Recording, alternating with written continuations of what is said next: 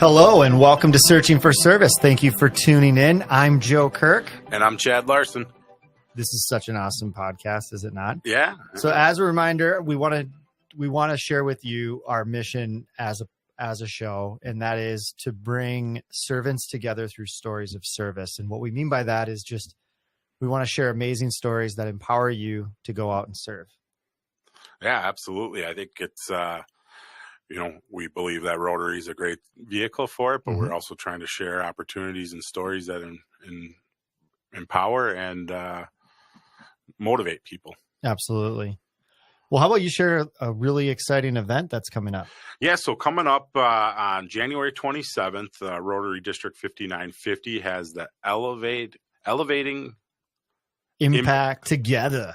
The Friendship and Funds Fest. Friendship and Funds Fest. So that's coming up at the Plymouth Community Center in Plymouth, obviously. It's from 8 a.m. to 11:45 a.m. on Saturday. So there's a lot going on there. The goals, obviously, is to connect with people. And it focuses on membership and fundraising. Yeah, and so there, you can come get some donuts and pastries and some conversation, but they're also going to do some breakout sessions. We have a lot of clubs that have had very success with music festivals, so they're going to teach on that. I know they're going to talk about pull tabs. They're going to talk about some of the flexible meeting structures. So there's a lot going on. Just really creative ways to continue to grow your clubs. Yeah, really kind of empower clubs and learn from each other. You can also, if you go there, get a headshot done for your LinkedIn or your social media. Seriously? I need a headshot. Yeah, free headshots. And if you're interested also in your organization or club having a booth there, there's opportunities for that. That's great. So it's, it's a Saturday morning, nothing too long, 8 a.m. to... and it's a free event, correct? Free event. Just register through the district? The district website is where you can register.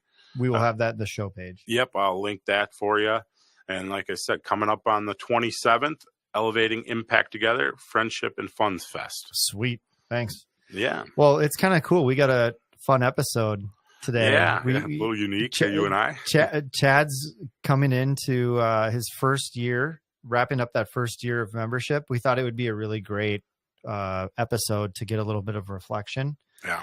Talk about, the wins, the opportunities, and the things that you've learned, and maybe some of those things that you're looking to take action on in the coming year. So, and just, how much I've enjoyed it, and some of the great parts of it. So it was a good conversation.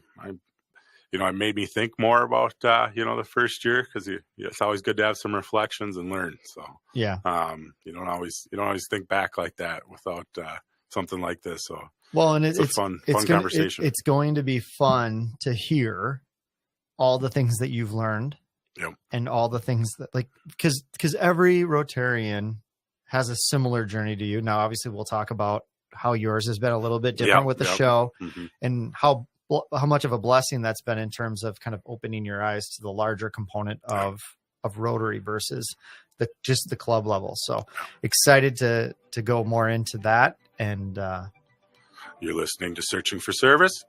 This is Joe Kirk. And I'm Chad Larson. We'll be back.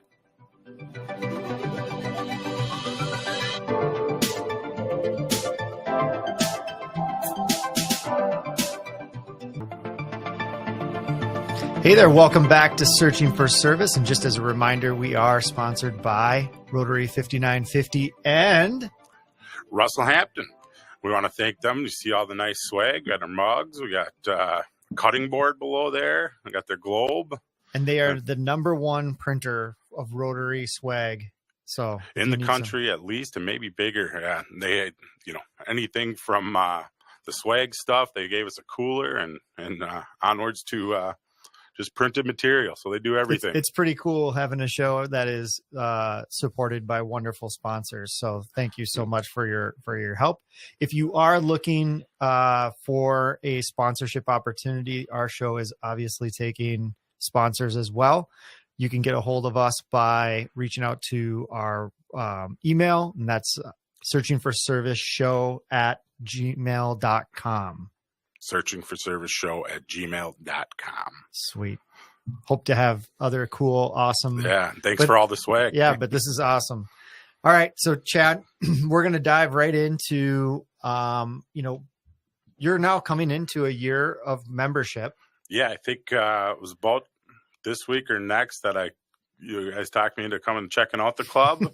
And then I think my official join date was in February, mid-February, early, somewhere in there. But this was probably around the first time I went to a Rotary club meeting. It was pretty cool. Well, and you've had a little bit of an unconventional first year in Rotary. You kind of jumped into a project right away that's pretty unconventional. Yeah, it's no question. It's like, I think I'm still learning the club level, and I think everybody would be a year in. And I think I have still learning, but a pretty broad understanding of what goes on at the district level and to see even the international level. So it's been non-traditional, I think, to see probably the reverse of everybody. Probably just about everybody that's joined Isn't Rotary. That funny? Like you could probably say that you have a better understanding of how Rotary works from a national, international, and district level than the club actually works and functions. Yeah. But that speaks to the show too, right? Like it very quickly expands your knowledge. Because like think of all the people that we've had on the show where they're from a specific club locally here, but the project was an international project and then it was supported by the district, and then it's so all of these things, and we got to see how all of those things connect together. But what's been your biggest takeaway on the club level so far? I think the biggest thing, well, there's kind of two things, is just how welcoming the club was immediately. And even to this day, I don't know everybody personally yet, but no matter what, if I walk in, somebody I may never have talked to or said, I will make sure to say hi. It's different than, you think about things like this as networking at sometimes. And obviously there's some networking components because you meet people, but it doesn't feel that way. It feels like a community. Mm-hmm. And everybody's kind of there for a different reason, and that's to find service and to support the community. So that's probably been the biggest, is how welcoming and just totally different than kind of, weekly meetings, whether, it's been networking or, some other trade. I've been a part of Metro Independent Business Alliance, which was, very mission driven, but still felt a lot different, of almost a family or people really trying to get to know you, asking about, what's going on with you. And so that's been probably the number one thing I've taken away. I should say there's probably three. The second thing that I've just really enjoyed is learning from some of our speakers at the club.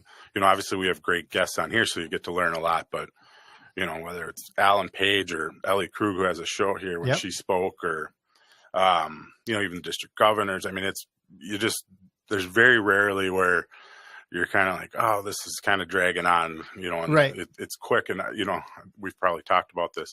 I love that it's in the morning. Our club is, I know clubs meet at all different times, but for me, I get there and I'm to the office still by 9, which is really nice. Because, the middle of the day is tough for me. So, but that learning has been really cool. I mean, I don't know if every year is like that for guests, but I feel like we've had some pretty cool guests at our club. It's fantastic. And it's actually attributed to, our club does such a nice job of selecting people that can get good guests too. But to your point about, I have two comments. One was on the first one is, the thing that I've always used is my mantra of what I've loved about like the club level is collective curiosity versus like, so to your point about being very welcoming, because they're curious about you. They see that, somebody's new here. They're obviously, they're not sure what to do. So make them feel welcome, make them feel part of the community, make them feel like that they can contribute right away too. Like that's the other piece. And then as far as the second piece, with the speakers, the speakers are incredible, right? Like, and it's so unexpected. Like that's the piece that was really unexpected for me too. When I joined Rotary was just the power of having really good speakers. Yeah. And I know that's something that this show is trying to do, is position itself as a speaker alternative too, for the district and for everybody else, is that we can take these interviews with whoever we have on, whether that's a local project, international, whatever, and turn that into more of like, if there's a club that either had somebody cancel or that they're struggling to find a good speaker, that they can use us as a collective resource on the back end. Absolutely. And that just speaks to the power of the show. Yeah. I would say too, to follow up on that, if there's a club and they're looking for some ideas, don't hesitate to reach out to us. 'Cause we're 60 shows in, and there's a lot of content. It's, hard to sift through. And, if you have something that you think would be beneficial, or an area, there's such variety of what we've had on. And one thing I've learned through the show, but then also because of our club, is how unique our district and area, both districts and areas, in that it sure seems like there's a lot of work that's done, or people that have made impact well above that's being implemented in our areas through clubs. And so, we've had guests from our own club because they've done great projects, and now they're getting modeled. And so that's been another kind of, it cool is really combination. It is really fascinating to realize just how embarrassingly high achieving district 5950 is. And it's to the point where we actually get limited in the Rotary International magazine that we can't be featured more than a certain number of times, because we submit so much great stuff, which, I mean, that's not a bad problem. I mean, that's fine. We want that magazine to be a representation of the world and all other districts as well, but it shouldn't dissuade us from continuing to do the work that we do. It's pretty incredible. And like I said, I'm unique in that I've gotten to see it from the show, but even at the club level, one thing I think, as a new member, I found out about projects that we didn't talk about. One that comes to mind is the Afghan refugee project, right? Which I had no idea, because by the time I joined, the refugees had already been here, and a lot of the work was done. Already, Yeah. And so there's probably still a minor support role, but I found out about that.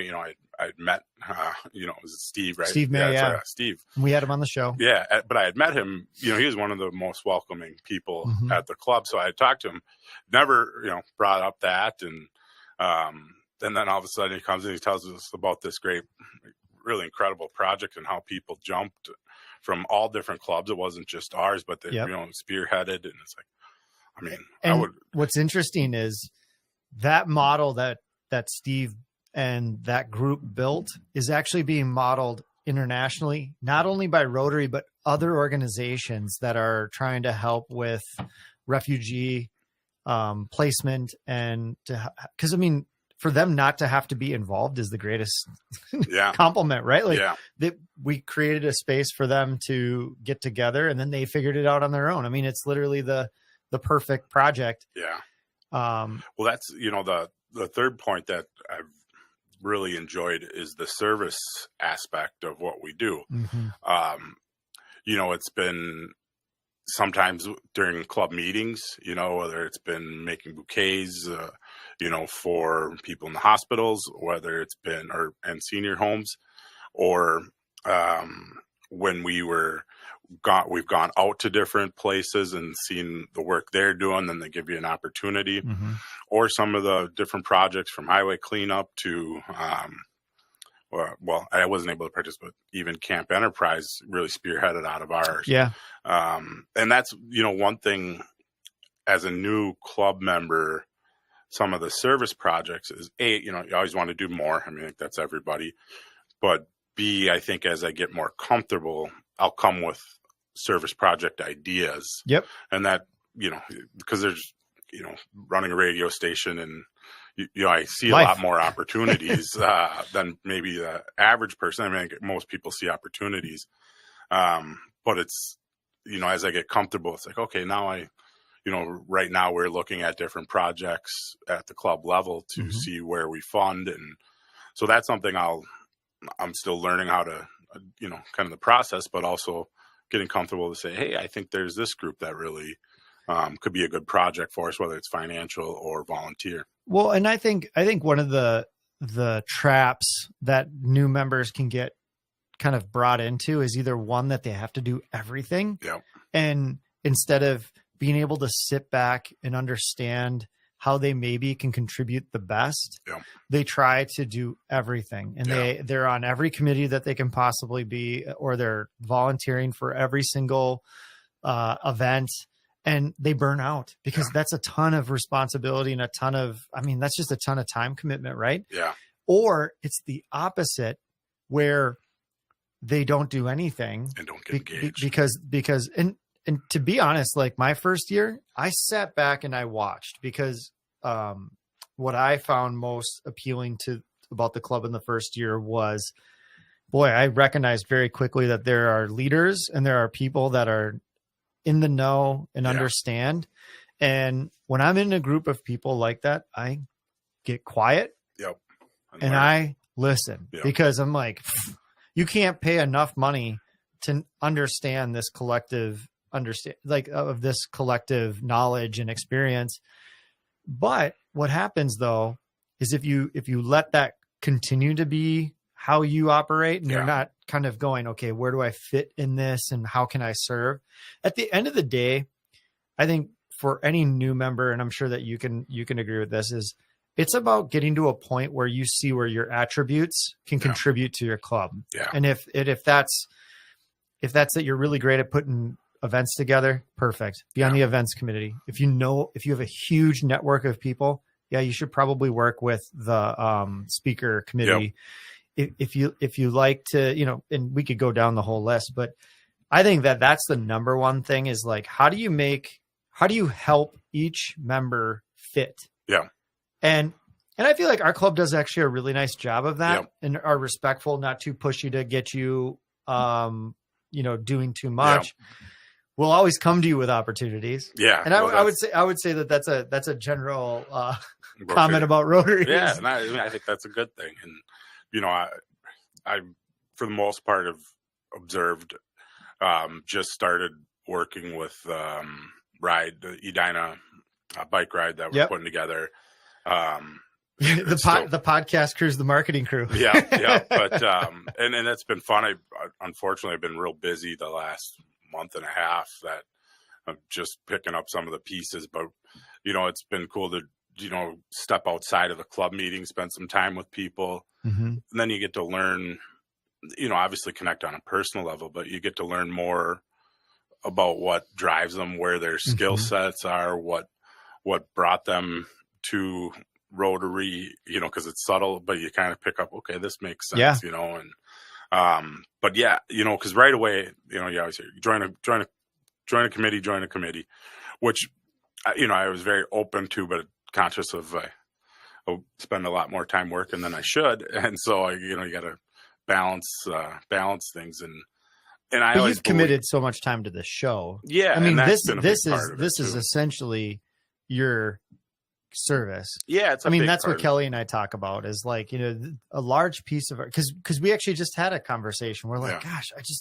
we should be doing a little bit more with the club, but it's like, well, we've got this calling out here to help, not only from the club level, but the district level, and then Rotary International as a larger piece. And it's a pretty special gift. Yep. And we can't look at it as something that's like, oh, we're not doing enough. But in fact, we're doing something that's really unique. Yeah, very much so. And so I definitely agree, but I also feel what I've experienced, even just the little bit I've started to get involved with a committee, is something I want to have more time for. And I think is valuable, and ours is flexible on time, which is nice. So it's not, hey, you got to be here at this time, it's after hours, or, it's structured properly. And I think the other thing and I assume that's probably this way in other committees, is they're very much, hey, you know what you know, let's use that resource, and so, at the meetings, it's somebody that really is very good at system structure management, coordinating.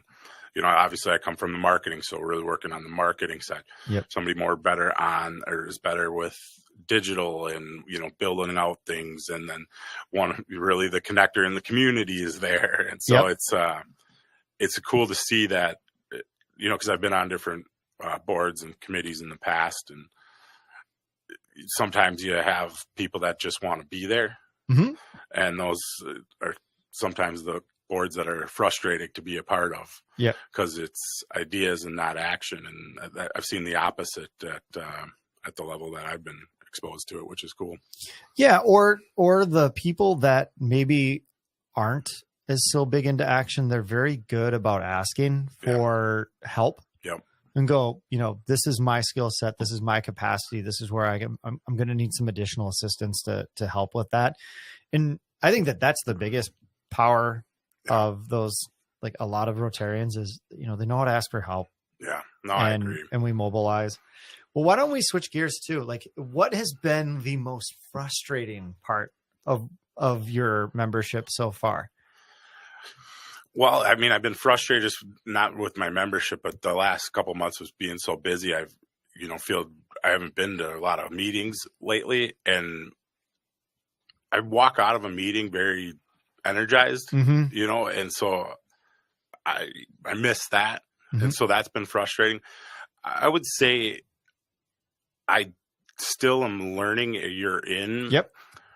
Kind of, whether it's orientation, but still learning some of the ins and outs that I think it would be nice. And I think, I know at the district level they're working on this, but more of if I had to spend an hour and get a crash course of, I mean, I know we have a club runner, we have this, so I've picked up on a lot of it, but if, right away, or if there was a, tutorial where I can say, okay.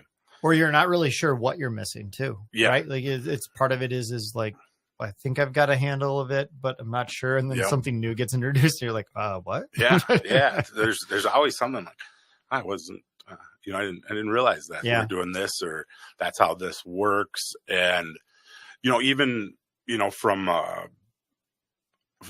fundraising for our club and, the Rotary Foundation, I learned that at the end of the fiscal year where there was really not any talk of it until then. And, just little stuff like that, it would have been nice to, which I don't know if that's realistic to happen, but I would say that would probably be the biggest frustration, is you just feel like you're still not fully understanding. Yeah. You're still drinking out of the fire hose versus. Yeah. Yeah. And so that's probably the biggest thing.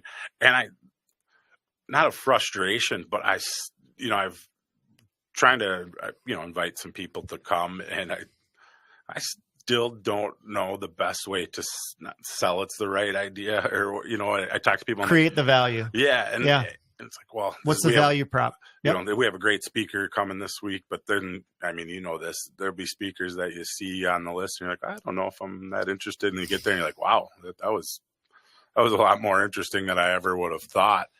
And so I tell people, it's really community based. And so, and I think that's an overall, Rotary thing as we've learned, but I have a frustration that and maybe, as I think about it, it's not necessarily training, but materials, here's the whys that we give out to, hey, come to the club or something. We should all have the elevator pitch. Yeah. I mean, seriously, we should all have I don't think there's anything wrong with airing some grievances this is how we get better, right? Yeah. What's really nice is that you've outlined two very actionable items. One, a new member orientation. I know that our club used to do it, and they have not done it in 2.5 years. Yeah. It's something that, obviously there's some real value there. And what I'd love to hear is, if you're out there listening, is if your club does a new member orientation, effective is it? Do you feel like that it gives you a good sense of what to anticipate, how to be a great member, how to contribute? And if so, please send us that feedback at searchingforserviceshow@gmail.com. Would love to hear that. Yeah. Or if you're watching online, or just go ahead and comment. Because I do think that that's a very valuable tool. I mean, why wouldn't we have and I think there's a little bit of a trial by fire that kind of works though. Yep. And then on the second piece, remind me what the second piece was. We just talked about it. It was the, how to invite. Yeah. Not having a real good, and I take ownership in that, that I do sales. I get sales. I'm very good at communicating. Yeah.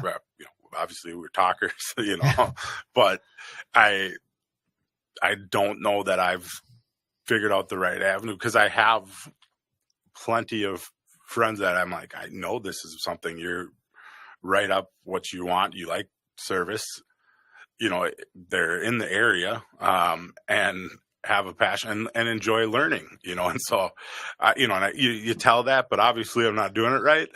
Well, I actually think, Chad, that sometimes the structure of the meeting can be a little intimidating, or even because like the big place that I don't understand why we don't have more and more and more non-Rotarian people are at our events, our community service projects. There's really no excuse for that, because that is the epitome of as open of a situation to bring somebody into. And we had Alex? Yeah. Alex he was out of Texas. And he talked about how they grew their clubs through service projects and inviting people into that, giving them t-shirts so that everybody was a Rotarian, whether you were a Rotarian or not. Yep.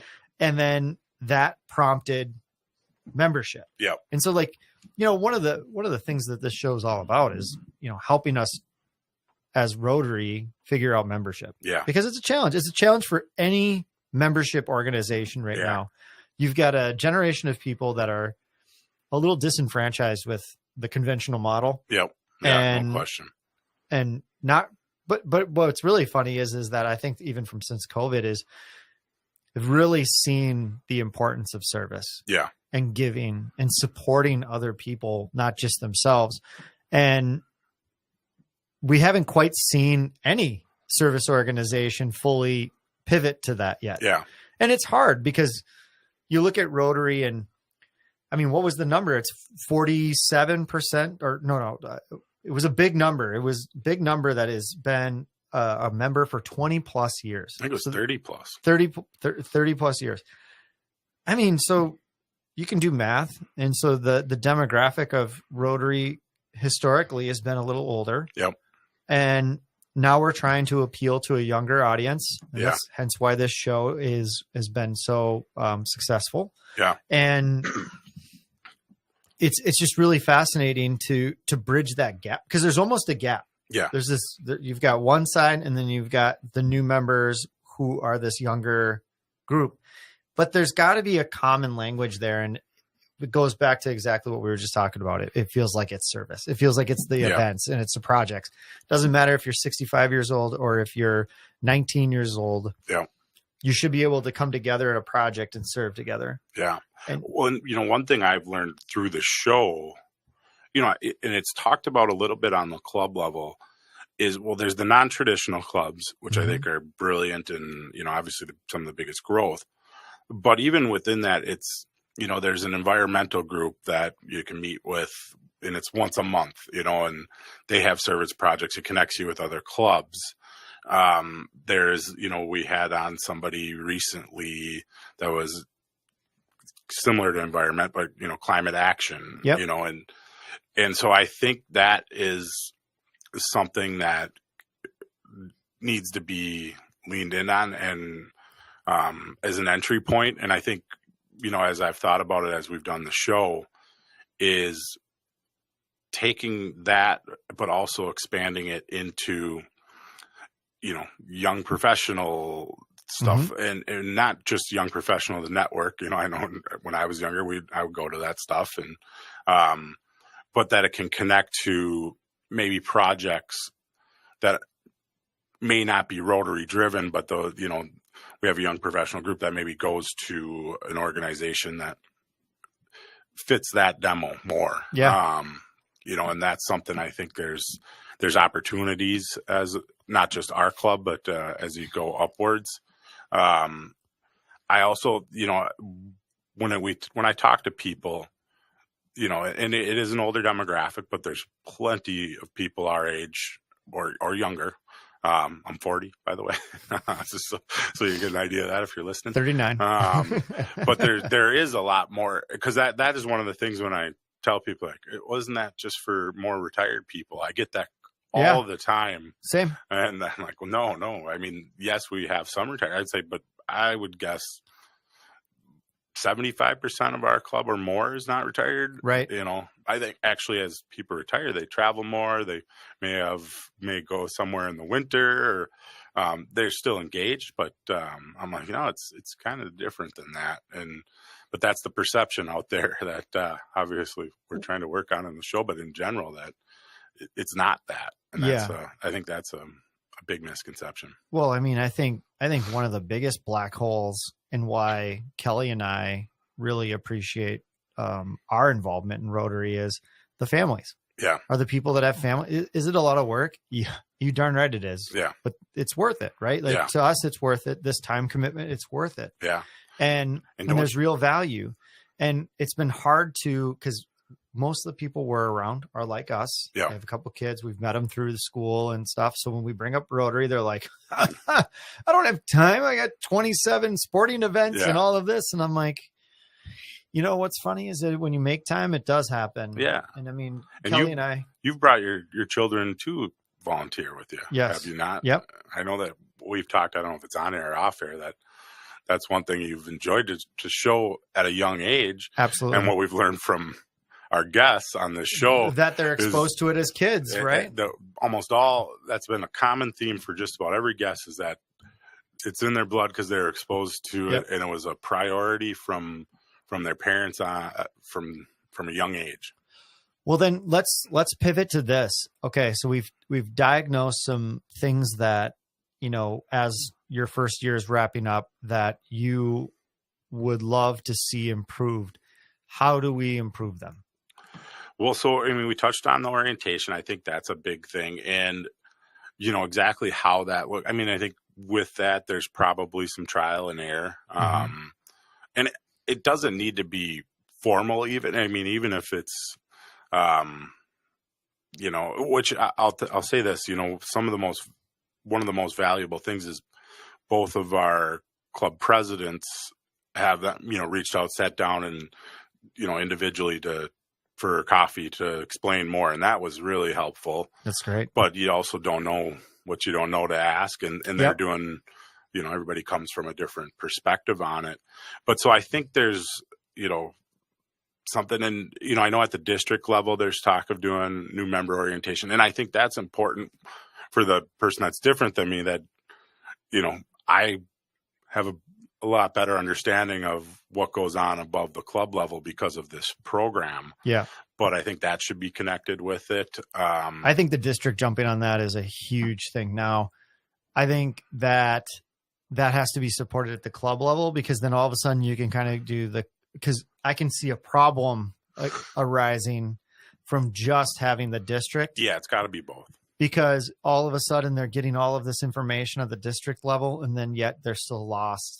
Well, and what I've learned just from the show is, and this is by design, every club is different. I mean, there's obviously commonality between them, but there's quite different, even semi-structure or what they're... Well, the reflections of their communities. Yeah.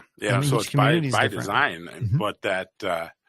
So that the club level the district level will only go so far. Yeah. And so I think there's opportunities there. I think there's also opportunities to show a little bit, when we talk about some of the alternative clubs, but also showing the process, because what I've learned even at the club, I was like, hey, if there's something you want to create, this is an avenue.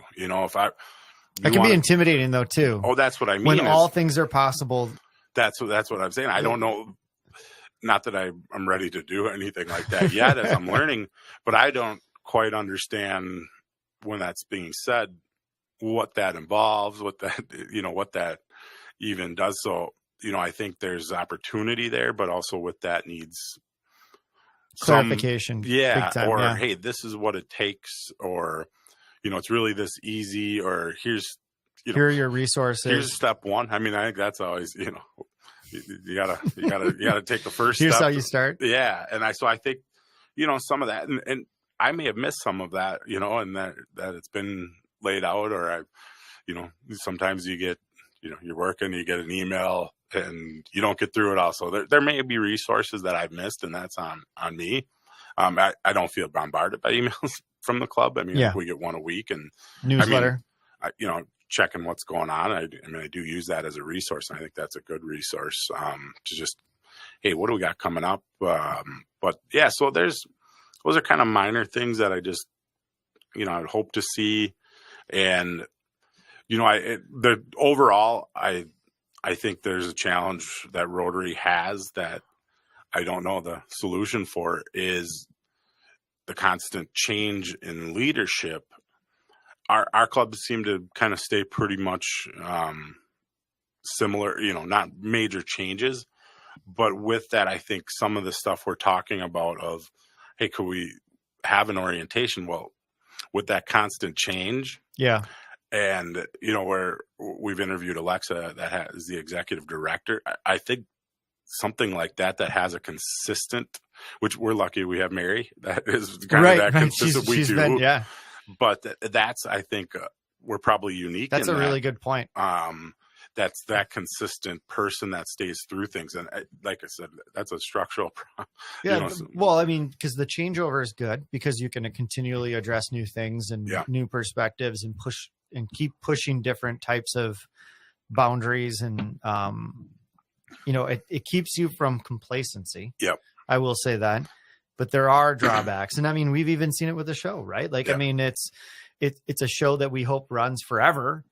And then we've got turnover at every level possible. And different goals. And what's nice is that this show is beginning to be self-evident of value, which is really huge. But in the next person coming in may not understand what that is. Yeah. And it's not their fault by any stretch of the imagination. It's but they have their set of things that they want to want to focus on. Yeah. But you're right. There are a few small systemic things that make longevity of projects and or like this show, for example, programs or training, whatever, wherever challenging because there isn't one consistent voice through that. The field goal post moves slightly, and that's okay. Like part of that is also challenging that program, like our show, to continually have to prove value. Yeah. Like I do like that part. I'm like, hey, we got to be valuable no matter what. It's probably, there's things I've learned that you kind of Rotary, I don't know if it was intentional, but has stumbled across that might be something that has made Rotary evolve when organizations have trouble evolving. Yep. I mean, change is hard. Yep. Nobody likes change. I know politicians run on change. It's a crazy thing because, there's plenty of research out there. Change is hard. Yeah. And so there's probably a lot of value to it. But it's hard, a little bit on, and maybe as a new person, I see it more because, once you kind of get comfortable with it all. But, overall, I just think my experience has been totally different.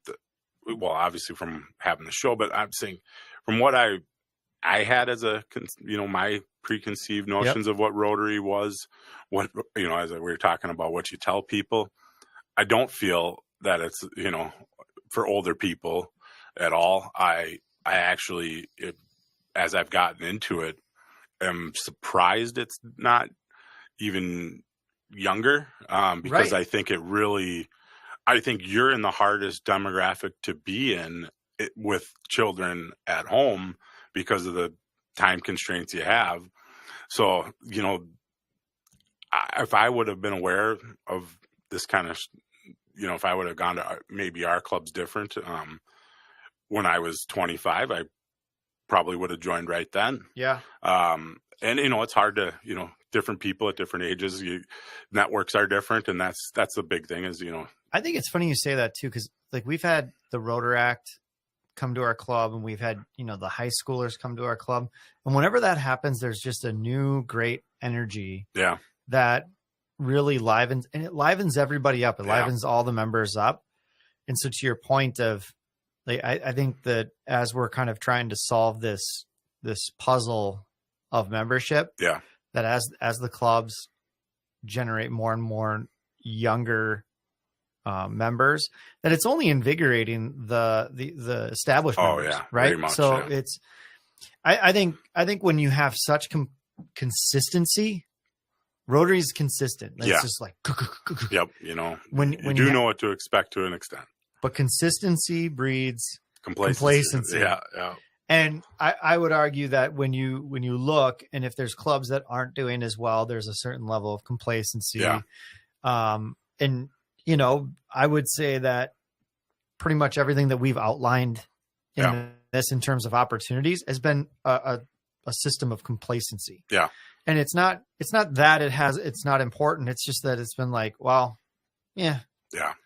And part of that is just the new members also having a platform to be able to say something of like, hey, it would be really useful to have a new member orientation, or it'd be really helpful to have.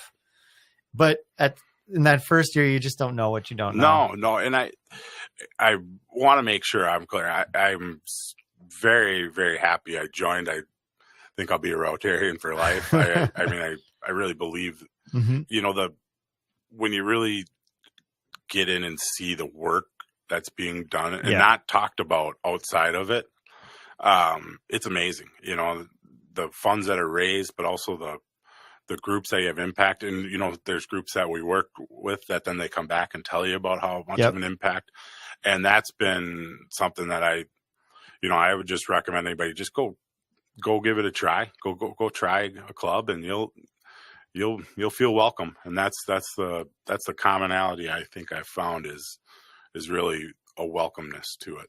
I love it. That was literally like what my last question for you was going to be, is like, somebody that's either just joined Rotary or is thinking about joining Rotary. Yeah. Go try. Just go try it. Yeah. Well, we've got to take a break here where you're listening to Searching for Service. I'm Chad Larson. And I'm Joe Kirk. And we'll be back.